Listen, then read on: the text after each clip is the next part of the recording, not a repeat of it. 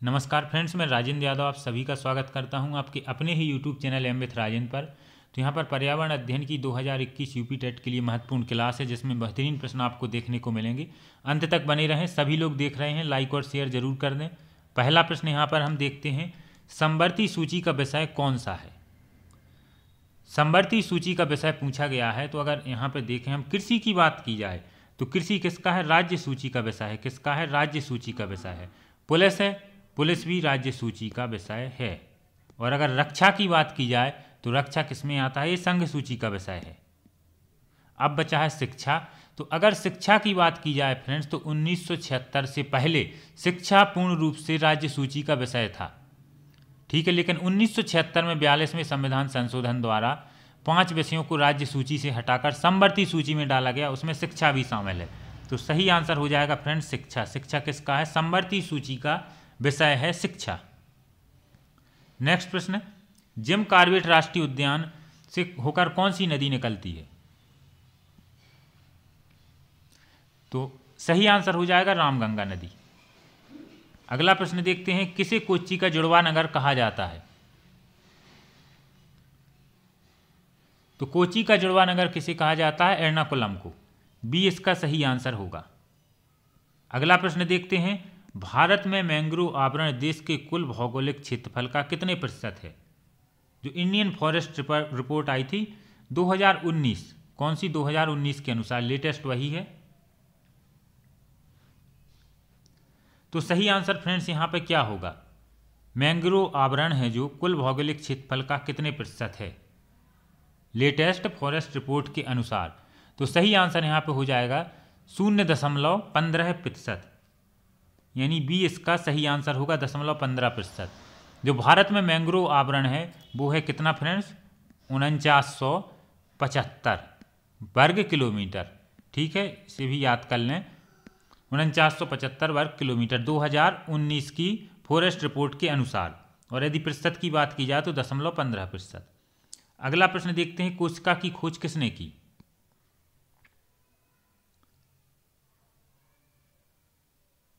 तो कोशिका की खोज की गई थी रॉबर्ट हुक द्वारा। और कभी कभी पूछा जाता है कब? तो 1665 में। 1665 में रॉबर्ट हुक के द्वारा। अगला प्रश्न, मुख्य निर्वाचन आयुक्त अपना पद धारण करता है। तो मुख्य निर्वाचन आयुक्त अपना पद कब तक धारण करता है? 6 वर्ष के लिए या 65 वर्ष की आयु, जो पहले हो जाए। तो सी इसका सही उत्तर हो जाएगा। हम अगले प्रश्न पर आते हैं, पवन ऊर्जा उत्पादन में प्रथम स्थान पर कौन सा राज्य है?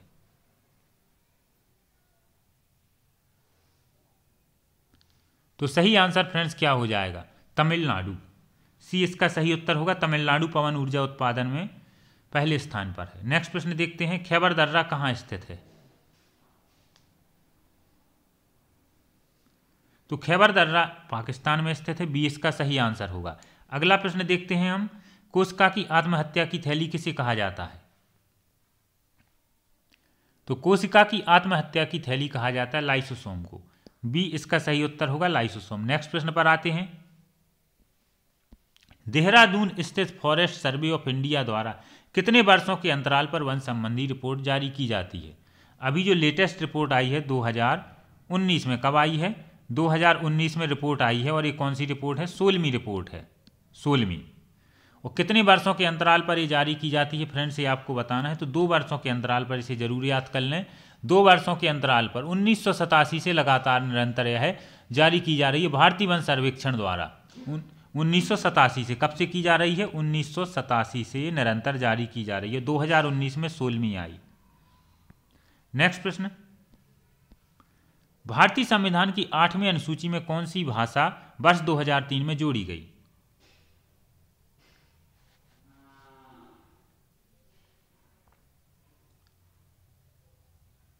तो 2003 में 92वें संविधान संशोधन द्वारा संथाली, मैथिली, बोडो तथा डोंगरी जोड़ी गई। तो सही आंसर हो जाएगा फ्रेंड्स संथाली। डी इसका सही आंसर होगा। अगले प्रश्न पर आते हैं, कोयना बांध किस राज्य में है? जो कोयना बांध है वो बताना है फ्रेंड्स किस राज्य में है। तो इसका निर्माण 1863 में हुआ था। सांगली जिले में है। कहाँ? महाराष्ट्र में, कोयना नदी पर है। और यह महाराष्ट्र का सबसे बड़ा बांध है। तो सही आंसर हो जाएगा इसका फ्रेंड्स महाराष्ट्र। नेक्स्ट प्रश्न, शेषचलम जैवमंडल आरक्षित क्षेत्र कहाँ स्थित है? तो शेषचलम जैवमंडल आरक्षित क्षेत्र वह आंध्र प्रदेश में है, डी इसका सही आंसर होगा। नेक्स्ट प्रश्न, उत्तर प्रदेश के प्रथम मुख्यमंत्री कौन थे?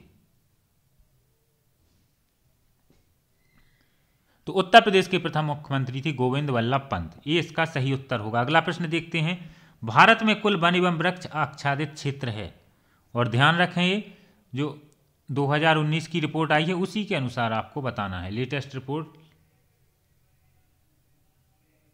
तो सही आंसर हो जाएगा, देश में वनों एवं वृक्षों का आच्छादित कुल क्षेत्रफल कितना है फ्रेंड्स? लगभग 8 लाख वर्ग किलोमीटर। ठीक है फ्रेंड्स, जो कि भौगोलिक क्षेत्रफल का कुल 24.56% है, 24.56%। इसे भी याद कर लें, 24.56%। तो सी इसका सही आंसर होगा। अगला प्रश्न देखते हैं, नेत्रदान में कौन सा भाग दान में दिया जाता है? तो नेत्रदान में कॉर्निया को दिया जाता है, बी इसका सही आंसर होगा, कॉर्निया। अगला प्रश्न देखते हैं, तमिलनाडु और आंध्र प्रदेश के तट का नाम है? तो तमिलनाडु और आंध्र प्रदेश के तट का नाम है कोरोमंडल तट, बी इसका सही आंसर होगा। अगला प्रश्न देखते हैं, माउंट हैरियट राष्ट्रीय उद्यान कहाँ है? तो माउंट हैरियट राष्ट्रीय उद्यान अंडमान निकोबार द्वीप समूह में है, डी इसका सही आंसर होगा।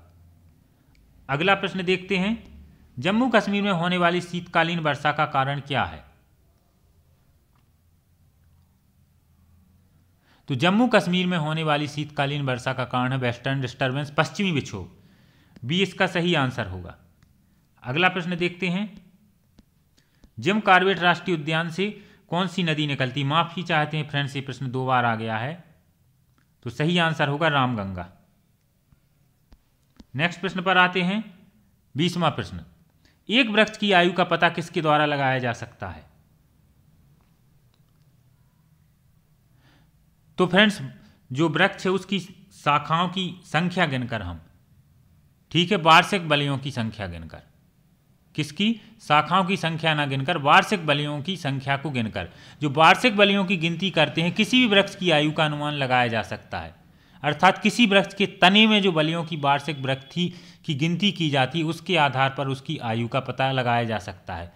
एक बलय 1 वर्ष को प्रदर्शित करती है, ठीक है फ्रेंड्स, और इसी बलय की मोटाई उस वर्ष की वर्षा को ही प्रदर्शित करता है। अगर हम बलय की मोटाई को काउंट करते हैं, कितनी मोटाई है इसकी, तो इस आधार पर हम वार्षिक वर्षा भी नाप सकते, अनुमान भी लगा सकते हैं। और यह अनुमान बिल्कुल सही नहीं होकर थोड़ा एक्यूरेट होता है, तो सही आंसर होगा वार्षिक बलियों की गिनती करके हम वृक्ष की आयु का पता लगा सकते हैं। तो सी इसका सही आंसर होगा। नेक्स्ट प्रश्न देखते हैं, उत्तराखंड का सबसे ऊंचा पर्वत है?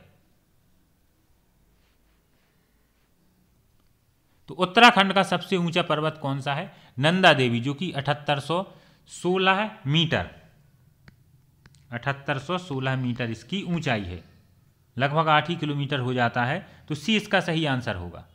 अगला प्रश्न, संयुक्त राष्ट्र संघ ने 2011 से 20 तक निम्न में से किस दशक को निर्दिष्ट किया? तो 2011 से 20 को जैव विविधता दिवस के रूप में निर्दिष्ट किया, सही आंसर होगा ऑप्शन बी। अगले प्रश्न पर आते हैं, भारतीय संविधान में पहला संशोधन कब किया गया?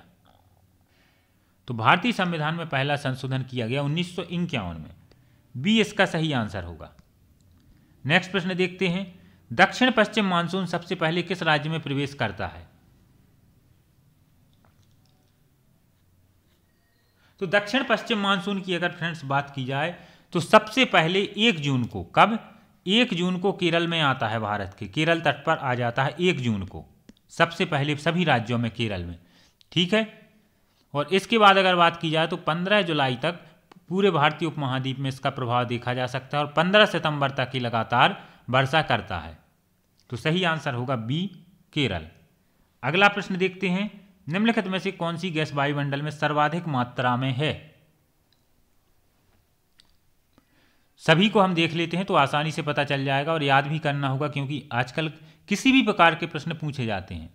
तो कार्बन डाइऑक्साइड की अगर बात की जाए तो 0.03%, ठीक है फ्रेंड्स।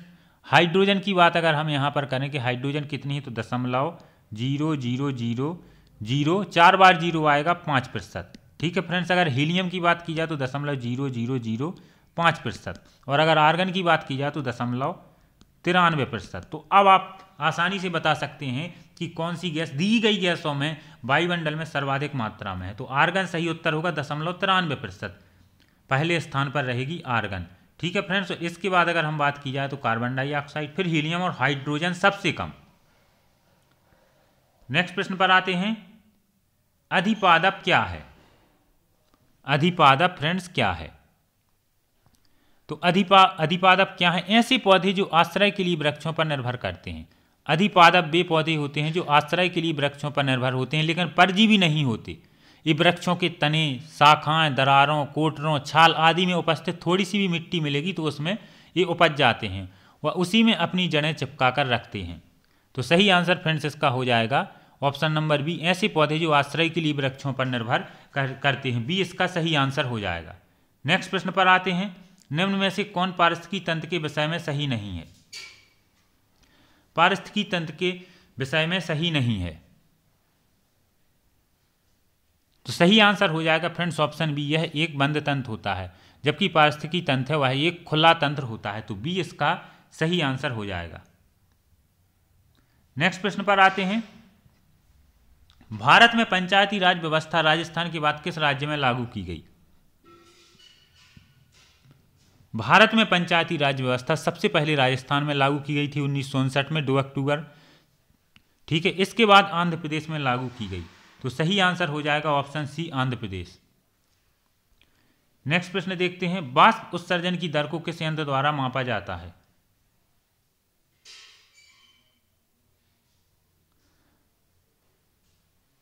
वाष्प उत्सर्जन की दर को किस यंत्र द्वारा मापा जाता है? तो सही आंसर फ्रेंड्स यहां पे हो जाएगा पोटोमीटर। ऑप्शन सी इसका सही आंसर होगा, पोटोमीटर। आखिरी प्रश्न देखते हैं, भारत में राष्ट्रपति कितनी बार अब तक वित्तीय आपातकाल की घोषणा कर चुके हैं? और सभी प्रकार के प्रश्न थे फ्रेंड्स, तो 30 में से आपसे कितने प्रश्न बने जरूर बताएं। तो भारत में राष्ट्रपति द्वारा अब तक कितनी बार वित्तीय आपातकाल की? तो अभी तक वित्तीय आपातकाल कभी नहीं लगा है, तो डी इसका सही आंसर होगा। तो इसी के साथ धन्यवाद फ्रेंड्स।